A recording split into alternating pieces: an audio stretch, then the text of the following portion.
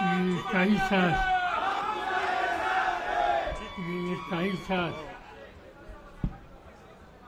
गेल्या 5 वर्षामध्ये या मतदारसंघामध्ये एक ऐतिहासिक बदल होतोय. त्याचं चित्र तुम्हा सगळ्यांच्या समोर वास्तव चित्र तुम्हा लोकांचे लोकप्रिय आमदार रोहित पवार यांनी ठेवलं. मला आठवतंय की विधानसभेची निवडणूक लढवावी हा विचार ज्यावेळेला रोहितच्या मनामध्ये आला त्यावेळेला कुठून लढवावी याची चर्चा होती आणि काही मित्रांनी कर्जत जामखेडचा उल्लेख केला. हा मतदारसंघ महाराष्ट्राचा दुष्काळी मतदारसंघ. पिण्याच्या पाण्याची अडचण, उद्योगधंदे नाही, हाताला काम नाही, दळणवळणाची साधनं नाही,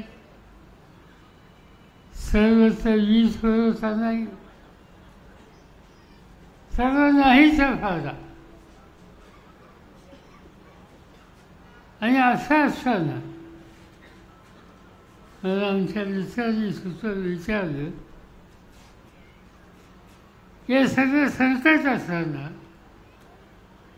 त्या संकटाचा भार तुम्ही या सर्वांच्या खांद्यावर करता. मी सांगितलं की मला 100% कर्तृत्वाच्याबद्दलचा विश्वास, कर्तृत्व असेल, मेहनत करण्याची तयारी असेल आणि सामान्य माणसाची माणुसकीने संबंध ठेवण्याचा स्वभाव असेल तर कसल्याही संकटावर आपल्याला मात करता येते. आणि ती कुवत आज रोहितच्यामध्ये आहे. त्यामुळे रोहितने काम केलं. तुम्हा लोकांना धन्यवाद देतो. हजारो मतांनी तुम्ही विजय केले. अनेकांनी टीका केल्या. बाहेरचा होईल होतं पाहिजे, आणखीन काय काय पाहिजे आणि कसं होईल होतं. 10 वर्ष तुम्ही सत्तेवर असता, राज्याच्या मंत्रिमंडळात असता, हे सगळं तुमच्या हातात असताना एक महत्त्वाचा प्रश्न या मतदारसंघामध्ये सुरू शकत नाही आणि तुम्ही होईल होता विजय करायचा. त्याची चिंता करण्याचं कारण नाही. आणि ही भूमिका तुम्ही घेतली मोठ्या मतांनी देखील. सरकार बनलं, मंत्रिमंडळ बनलं, काही कार्यकर्ते मला भेटायला आले. मंत्र्यांची यादी केली, तिथं रोहितचं नाव दिसत नाही. मी सांगितलं तुम्ही काही चिंता करू नका, हे सरकार 5 वर्षासाठी नाही, येईल जाईल आणि तुम्ही बघितलं. आणि मला कोणी विचारलं तर माझा निकाल हा होता की नवीन पिढीचा प्रतिनिधी पहिल्यांदा निवडून येतो, लगेच त्यांनी मंत्रिपदाची अपेक्षा करू नये. 1967 साली मी पहिल्यांदा महाराष्ट्राच्या विधानसभेला निवडून आलो. 5 वर्ष आज रोहित काम करत होता. मी वंचित झालो नाही, पदाची अपेक्षा केली नाही. रोहितने सुद्धा कधी पदाची अपेक्षा लोकांच्याकडे पक्षाकडे केली नाही. तुमच्यासारखे कार्यकर्ते म्हणत होते, पण रोहितने कधी सांगितलं नाही मला वंचित. आणि मी सांगितलं कुणाचंही की 2-2.5 वर्षाच्यासाठी वंचित करायचं, याच्यावर माझा विश्वास नाही. मी काय 5 वर्ष वंचित नव्हतो, पण माझी 5 वर्ष आमदार म्हणून गेल्याच्या नंतर 1972 सालाच्या नंतर एक दिवस असा गेला नाही सत्तेचं हे नाही ते ठिकाण आम्हाला लोकांच्या पुढे आलं. राज्यमंत्री झालो, गृह खात्याचा, शेती खात्याचा वंचित झालो, शंकरराव चव्हाणांच्या मंत्रिमंडळामध्ये गृह खात्याचा वंचित झालो, वसंतदादांच्या मंत्रिमंडळामध्ये सुरुवातीच्या काळाचा राज्यमंत्री झालो, वसंतराव नाईकांच्या मंत्रिमंडळामध्ये. आणि वसंतदादा गेल्याच्या नंतर मी स्वतःच मुख्यमंत्री झालो. आणि एकदा नाही 4दा मुख्यमंत्री झालो. रोहितची पहिली 5 वर्ष ही तुमची सेवा करण्याचं, आणि त्यानंतरची वर्ष महाराष्ट्राची सेवा करण्याच्यासाठी.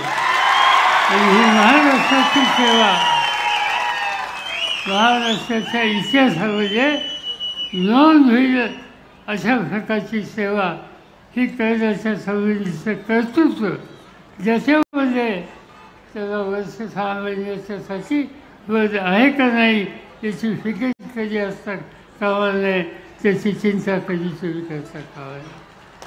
काय चिंतन करा, त्याच्या कामाच्या संबंधीचा विचार. 5 वर्षामध्ये कर्जाचं,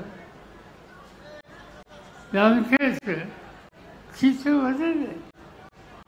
विचार अनेकदा आलो पूर्वी, आबासाहेब निर्माते असताना आलो.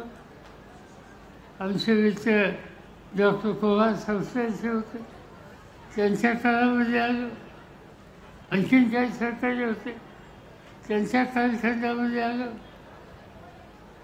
सर्व दृष्टीनं मागासलेलं कोणतं राज्य असेल, कोणता तालुका असेल, तर त्याच्यात तुमचा उल्लेख होतो. एक गोष्ट तुमच्यावर कायमची होती, आणि ती म्हणजे दुष्काळ. पाऊस पडला नाही, रोजगार हवीची कामं, आणि ती रोजगार हवीची कामं, माणसाला दुष्काळाचं जगवायची कामं, ही कामं कशी झाली ही बघायला कोण विचारलं? तुम्हाला माहिती आहे, इंदिरा गांधी आल्या होत्या या तालुक्यात, कधी ऐकलं? इंदिरा गांधींनी इतका दुष्काळ आणि त्याला तोंड देण्याच्या संबंधीची हिंमत हे लोक कसे दाखवतात हे पाहण्याच्यासाठी नगरच्या दक्षिण भागाचा दौरा केलेला होता. आणि म्हणून संकटावर संकट, त्या संकटावर मात करणं, नवीन इतिहास निर्माण करणं, हे कर्तृत्व दाखवण्याची कुवत, ज्याच्यामध्ये असा प्रतिनिधी गेले 5 वर्ष तुमच्या सेवेत या ठिकाणी आलेले. कधी कधी मला गंमत वाटते की सत्ता असो अथवा नसो, कामाचा चमत्कार हे लोक कसं करू शकतात? मतदारसंघाचा हिशोब बघितला, गेल्या 4.5 वर्षामध्ये नॅशनल हायवे असेल, मतदारसंघाचे प्रमुख राज्यमार्ग असेल, जिल्हा मार्ग असेल, ग्रामीण मार्ग असेल, पूल असेल, यासाठी किती लाख, किती कोटी या मतदारसंघासाठी मंजूर झाली 2700 कोटी. एका मतदारसंघामध्ये या कामाच्यासाठी 2700 कोटी हे मंजूर करून आणण्याचं कर्तृत्व रोहितने दाखवलं. पिण्याचं पाणी त्यासाठी केंद्राची योजना जलजीवन मिशन. तर जलजीवन मिशनच्यासाठी तुमच्या मतदारसंघामध्ये निधी किती आणला? 300 कोटी. जामखेड शहर नळ पाणी पुरवठा योजना जे काम सुरू आहे त्याच्यासाठी 180 कोटी एका गावाच्यासाठी आज या ठिकाणी आले. वीज हा नेहमीचाच प्रश्न. तिची गुणवत्ता वाढेल कशी याच्यामध्ये लक्ष घातलं. 120 कोटीचा आराखडा मंजूर करून घेतला आणि माझी खात्री आहे येत्या 2 ते 3 वर्षामध्ये एक वाडी, एक वस्ती, एक घर विजेच्या शिवाय राहणार नाही हे चित्र या ठिकाणी निर्माण केले. समाजाचं काम करत असताना लहान माणसाकडे लक्ष देणं हे लोकप्रतिनिधीचं कर्तव्य असतं. जरीच असेल, छोट्या घटक असतील, त्यांच्या निवासाचा प्रश्न, केंद्र सरकारची योजना आहे दलित वस्ती सुधार. त्या दलित वस्ती सुधारण्यासाठी आज या मतदारसंघामध्ये 50 कोटी मिळाली. अशा अनेक गोष्टी सांगता येतील. इथं हॉस्पिटल त्याची क्षमता वाढली. महसूल खात्याच्या कर्मचाऱ्यांच्या निवासाची व्यवस्था झाली. सिद्धते ते कोटी मार्गाच्यासाठी आशिया बँकेच्याकडून 180 कोटी रुपयाचं कर्ज मंजूर केलं. एकट्या मतदारसंघामध्ये छोटे मोठे पूल त्याच्या उभारणीसाठी 60 कोटी रुपयाचा निधी हा मंजूर करून घेतला. विद्यार्थी वाड्या वस्तीवर राहतात, मुली राहतात, शाळेमध्ये जायचंच असतं, चालत जाणं अडचणीचं असतं. त्या मुला मुलींच्यासाठी सायकलीची योजना काढली. आणि किती योजना, किती सायकली असते? 14,000. आमदारांनी मतदारसंघाच्या मुला मुलींना शाळेमध्ये जाण्याच्यासाठी यातना कमी व्हाव्यात यासाठी 14,000 शाळा आज त्या ठिकाणी वाचण्याचं ऐतिहासिक काम कुठे केलं असेल तर ते कर्जत जामखेडच्या बाबतीत झालं. आणि मला अनेक गोष्टी सांगता येतील. इतकं कामाचं डोंगर तुमच्या प्रतिनिधींनी या ठिकाणी उभा करून दिला. आणि म्हणून मी बघतो तुम्हा सगळ्यांची सगळी शक्ती आणि पाठिंबा आज त्यांच्यासमोर उभा राहिलेला आहे. माझी खात्री आहे कर्तृत्व दाखवण्याच्या संबंधीची संधी आली ते दाखवतात. तेच खरे समाजकारणात राजकारणात टिकतात. माझ्याबद्दल मी सांगणं योग्य नाही. 67 साली पहिल्यांदा निवडून आलो. मतदारसंघात प्रश्न होते, लक्ष घातले. पाण्याच्या प्रश्नात लक्ष घातलं, शैक्षणिक चळवळीत लक्ष घातलं, उद्योगधंद्यात लक्ष घातलं. आणि त्याचा परिणाम आज देशामध्ये संसदेमध्ये बोललं जातं की विकास करायचा असेल तर बारामती फॅशन त्याचा विकासाचा फॅशन झाली. आणि माझी खात्री आहे की आणखी 5 वर्षाच्या नंतर लोक म्हणतील प्रचंड संकटाच्या काळाचं नेतृत्व अडचणी आणि अडथळे असलेला मतदारसंघ त्याच्या मात करून यशस्वी करण्याचा फॅशन कोणता तर तो कर्जत जामखेडचा फॅशन हा विचार समज महाराष्ट्रामध्ये गेल्याशिवाय राहिला. आणि सगळं काम करण्याच्यासाठी. आज हा तरुण प्रयत्नाची पराकाष्ठा करतोय. मला कधी कधी गंमत असते, जे लोक सत्तेत होते, विधिमंडळात होते, आज सत्ता असेल असं नसेल, पण ज्या भागाचे जनतेने सत्ता दिली त्यांच्यासाठी काहीतरी होत असेल तर त्याला मदत करूया, हे तर कर्तव्य आहे. पण कमीत कमी मदत करणं शक्य नसेल त्याचा अडथळा आणलं का? आज या तालुक्यामध्ये काही नवीन होतं म्हणजे त्याला अडथळा आणायचा, त्याला स्थगिती आणायची. उभं करण्याच्यासाठी अक्कल लागते. उभं केलेलं उद्ध्वस्त करायला अक्कल लागत नाही. आणि हे लोकांना आता फसलेलं आहे. आणि उभं करण्याची ताकद, धमक ज्याच्यामध्ये त्याच्या भातीची उभा राहायचा निकाल तुम्ही लोकांनी घेतला, ते चित्र आज या ठिकाणी दिसतंय, त्याचा मला मनापासूनचा आनंद आहे. महाराष्ट्राचा चेहरा बदलायचा. महाराष्ट्र एक वेगळं राज्य. यशवंतराव चव्हाणांच्यासारखा दूरदृष्टी असलेला नेता हा महाराष्ट्राला मिळाला. एका काळाचं विकासापासून दूर असलेले राज्य त्या विकासाच्या वाटेवर कसं आणायचं या दृष्टीनं चव्हाण साहेबांनी प्रयत्न केले. लक्षात घातलं मुंबई नगरी ही कष्टकऱ्यांची नगरी होती, कारखानदारी होती, गिरण्या होत्या. चव्हाणांच्या लक्षात आलं की या गिरण्या टिकायच्या नाही, परिवर्तन होते, तंत्रज्ञान बदलते आणि इतर वेगळ्या गोष्टीच्यासाठी लक्ष दिलं पाहिजे.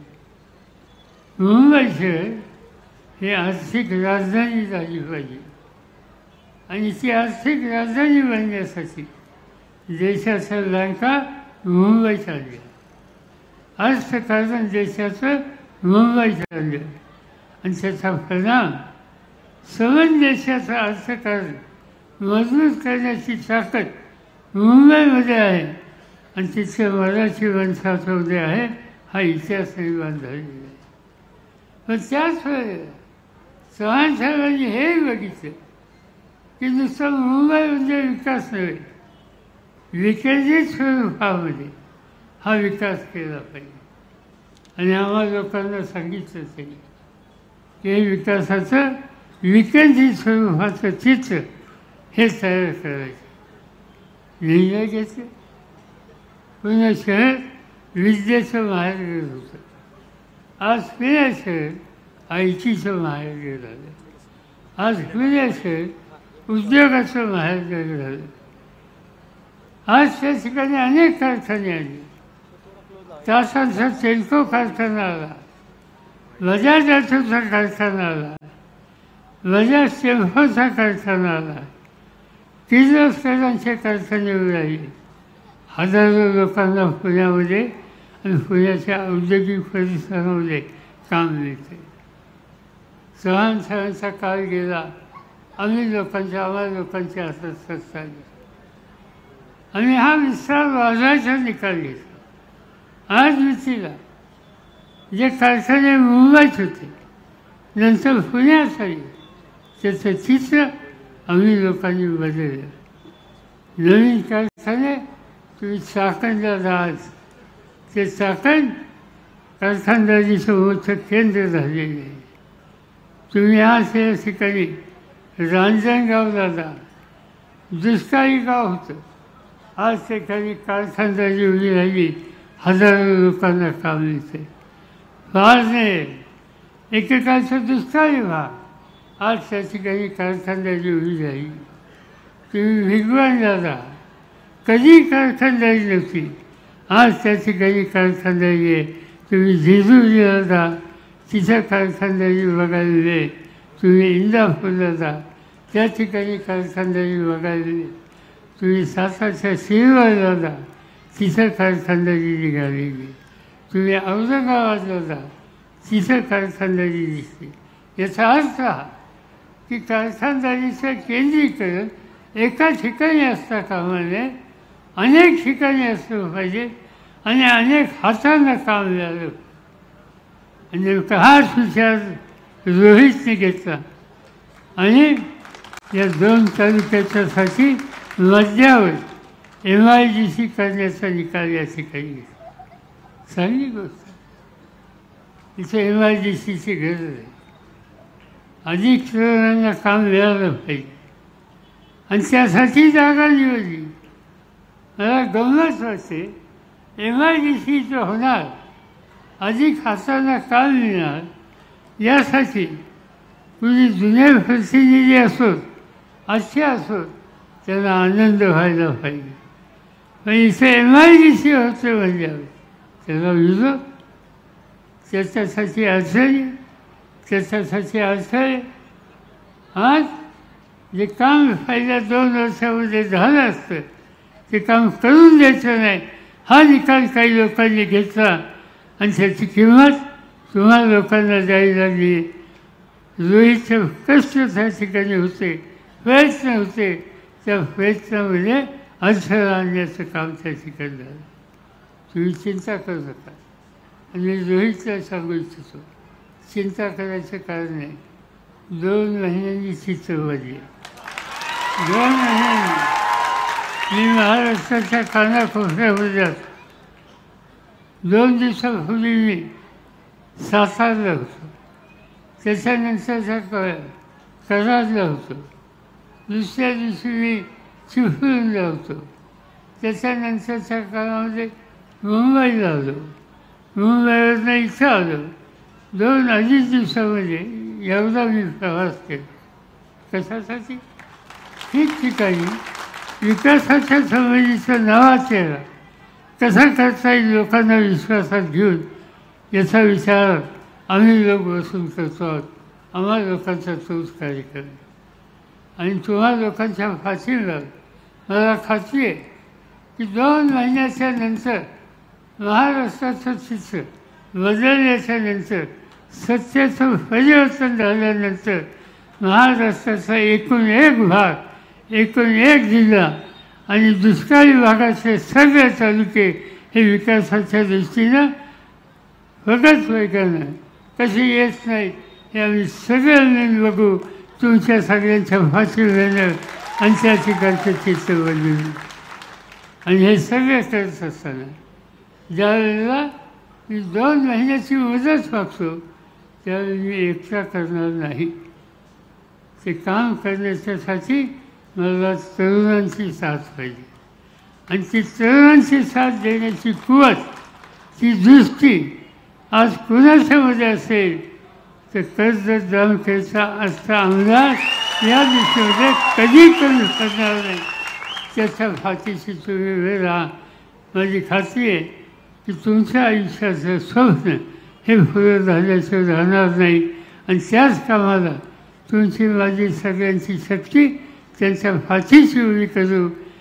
ठिकठिकाणी असे जे कोणी तरुण असतील त्या सगळ्यांना प्रोत्साहित करू, त्यांना मोठं करू आणि महाराष्ट्र मोठा करण्याचं काम तुम्ही आम्ही सगळे मिळून करू. एवढीच खात्री या ठिकाणी देतो आणि माझे 2 शब्द संपवतो. धन्यवाद. आणि यानंतर आदरणीय रामहरी गोपाळघरे सूर्योदय अंक